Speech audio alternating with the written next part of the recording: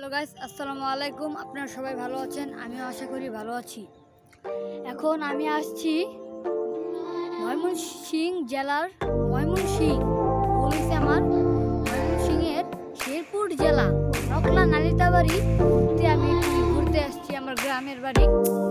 এখন আমাদের এখানে অনেক এবার যে বন্যা হয়েছিল, বন্যাতে আমাদের অনেক ধান চাষাবাদ বেশি গেছে, তাই আমি আন্তরিকভাবে দুঃখিত। এবং এক কাকাকে বলছিলাম যে কাকা, আমি একটা আমার চ্যানেল আছে,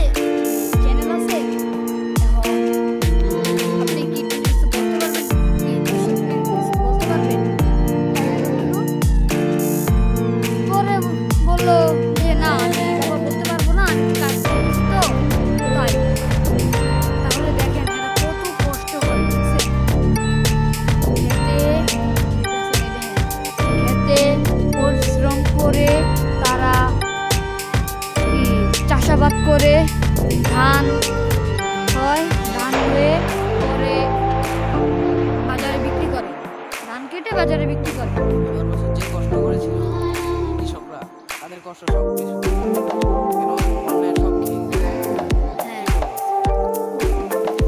আমিও দুঃখিত আজকে আপনাদের সামনে ক্যামেরা ধরলাম। আর আমি নতুন একটা ইউটিউব চ্যানেল খুলছি, আপনারা সবাই বেশি বেশি সাবস্ক্রাইব করবেন, লাইক কমেন্ট শেয়ার এগুলি করবেন, আপনাদের সব হবে, বুঝছেন? আমি এগুলো কিছু জানি না, আপনাদের সব হবে। তো গাইস, আজকে এই পর্যন্তই। আর একটা ব্লগ আসছে, এই যে এখনই আপনাদেরকে আমি দেখাবো। একটুনি আপনারা আমার ভিডিওর পাশেই থাকুন, ওকে?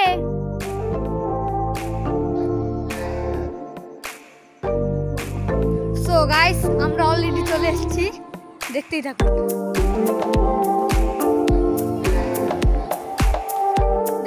গাইস, কাকায় মাছ ধরছে।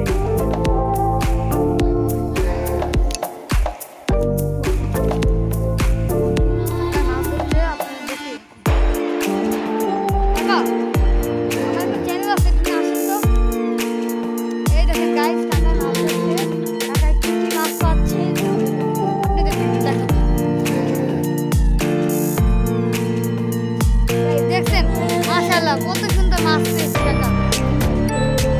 কাকা বলে দেন যে আমাকে যেন সাবস্ক্রাইব করে। হ্যাঁ,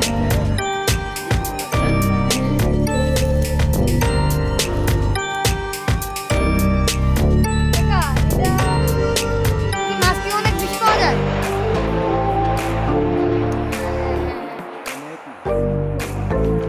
তো গাইস দেখছেন, কাকা আমাদেরকে একসময় সত্যি কথা বললো, এখন যে বলে অনেক মাছ পাওয়া যায়। এই দেখেন গাইস, দেখছেন কত মাছ মারছে কাকা। গাইস আচ্ছা, আমার চ্যানেলের পাশেই থাকুন। সো গাইস, আমরা এখন বাসায় চলে যাচ্ছি, আজকে অনেক দেরি হয়ে গেছে, দৌড় দিয়ে আসলাম। দেখছেন এখানে অনেক জঙ্গল, ভয় করে যদি সাপ টোপ থাকে তাই।